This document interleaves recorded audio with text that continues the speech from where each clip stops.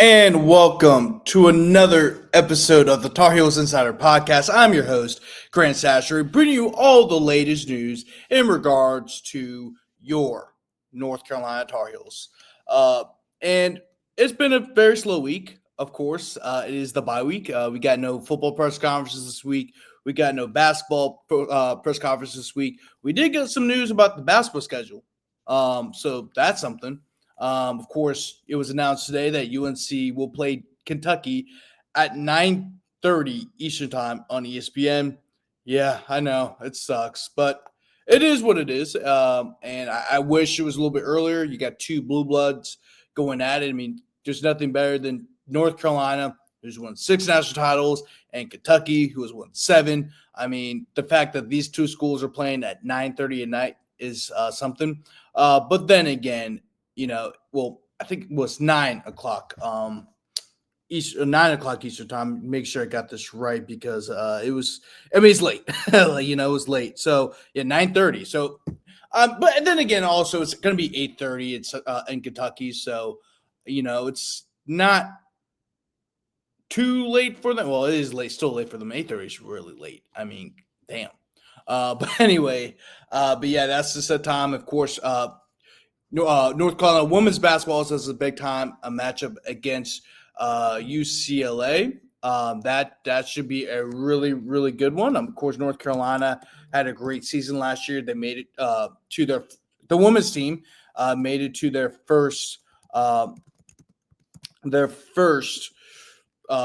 Sweet 16 appearance in a few years. They should be really good once again. I mean, they brought in some big time players through the transfer portal themselves. I really think they can make a run in the NCAA tournament as well. They will take on UCLA at 9 o'clock. Of course, that's kind of a doozy as well, especially for a women's game, right? Men's won't be affected as much because it's the men's, but women's, they will be lightweight affected. I don't know. It'll be played because the thing is, the game will be playing in Las Vegas, and that is a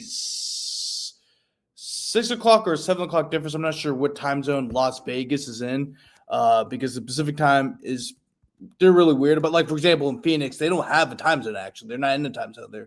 They are technically in the mountain time zone, but they don't have daylight savings time. So it's kind of interesting. Let me make sure time they tip off in Las Vegas. So it would be a 6 o'clock. It'll be 6 o'clock tip off in Las Vegas. So that makes sense. Why that game is that early. That late because it's going to be played in the Pacific time zone. It sucks, but you got to make arrangements with the teams that you're playing. For example, when North Carolina takes on Cal, it'll be played at 7:30 at night in California. It'll be played at 10:30 at night here in North Carolina. So, that's how it is when you play those teams from the West Coast. Unless you play them at like 3 o'clock in the afternoon, that game is gonna be at a reasonable time. It's gonna be at 6 because the game is being played 3 o'clock in California. But if it's played at 6 o'clock, oh, good luck with that, man. It sucks, but it is what it is. So I wanted to start off the podcast with that because there was some major announcements, and of course, Sherman already released that article about the women's basketball schedule. I'll release something about the men's too if he has not already.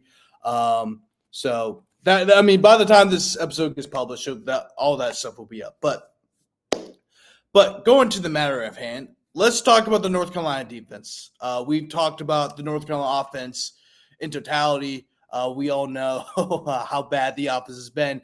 But now it's time to break down the defense because the defense will be what helps win North Carolina games in the future unless they can fix something offensively. Maybe a switch to Mac Johnson may help with the offense struggles a little bit. I think the offense is still going to struggle, but at least it will move up the change, and that way you don't have to worry about the defense, all the burden being on the defense, and then also being on a true freshman running back in Damon June. So, you want to make sure you win and try to win as comfortably as possible. Not like in terms of the scoring margin, but how you do things. Because of course there's some big weaknesses in this North Carolina team. especially on the opposite side of the ball. But the defensive side of the ball, it's how do I break this out? Like, it's kind of weird, right? Because if you look up the total defense, if you look up their defensive yards and what they allow, there's only 61st in total defense. They average 344.5 yards per game. In passing yards allowed, they are 65th in the country with 208 yards allowed per game. And they're also number 69. Nice. In pass efficiency defense. They're also 68th in rushing defense, allowing 136.5 yards per game. Yeah, it's average, but I mean, they've done their part, right? I mean, it also helps that you play against Charlotte and you play against Richmond. But they went up against a solid UCF offense that was 21st. They're in the top 25 in total offense, and you only held them to about 300. You only held them to 366 yards. That's pretty good, man. That's pretty solid. That's a pretty solid performance. I mean, going into that game, UCF was averaging 491 yards per game. They only gained, once again, 366 yards. So that's a very solid performance. But that's not where the issues lie in this defense, right? It's really situational, but also getting in the backfield, right? They are 112th in tackles for loss per game, averaging 4.3 tackles for loss. They're 120th, tied for 120th in sacks per game. They only average about 1 sack a game. They have had 0 sacks against Power 4 opponents. The 2 Power 4 opponents they played were, of course, CCU and UCF. So they really have the defensive line, as they've improved, but they still haven't figured out ways to bring down the ball carrier and sacking the quarterback in the backfield. They've really struggled in those two things. But also situational defense. They're 108th in third down defense. 108th. I mean, shoot, if you remember that opening drive, UCF went 3 for 4 on third down, and then they had a 4th-down conversion, which they converted. And by the way, 4th-down conversions, UCF went 4 for 4 on 4th-down conversions. By the way, North Carolina, speaking of 4th-down defense, North Carolina is 98th in 4th-down defense. And then also in terms of allowing the amount of first downs you allow in a game, the Tar Heels are 116th in first downs allowed per game. So in hindsight, the defense is doing really good. Not doing really good, but they're very good at stalling offenses, which you saw against UCF. You've seen the last 3 games. They're really good at stalling people. But unfortunately, of course, the offense puts the defense in bad spots at times, bad field position. But also the defense to themselves. Like the first opening drive and the last drive of the first half, they allowed touchdowns. And they were off of boneheaded plays. In the last drive, you had 2 boneheaded penalties. So defensive holding, which, by the way, was by Thaddeus Dixon, who's been phenomenal all year, except for maybe that one play.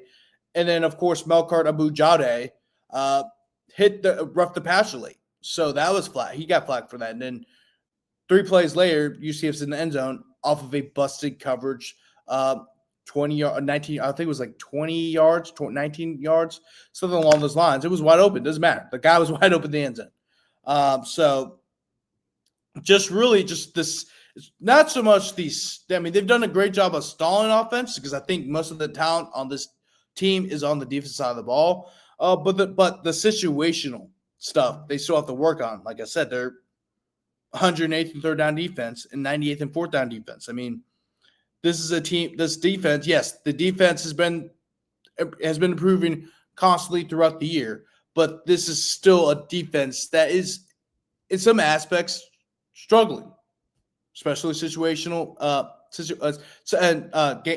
In certain situations like 3rd down, 4th down, putting pressure on the quarterback, tackling guys in the backfield. So, the offense, of course, we all know that they have to flip the whole script with offense. But defense, they don't have to do as much.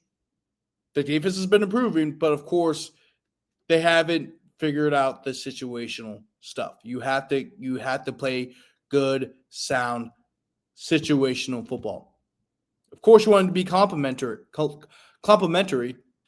but you have to be very good in those high pressure situations. With that being said, I'm your host, Grant Chachere. Thank you so much for watching the Tar Heels Insider Podcast, and I'll see you guys next time.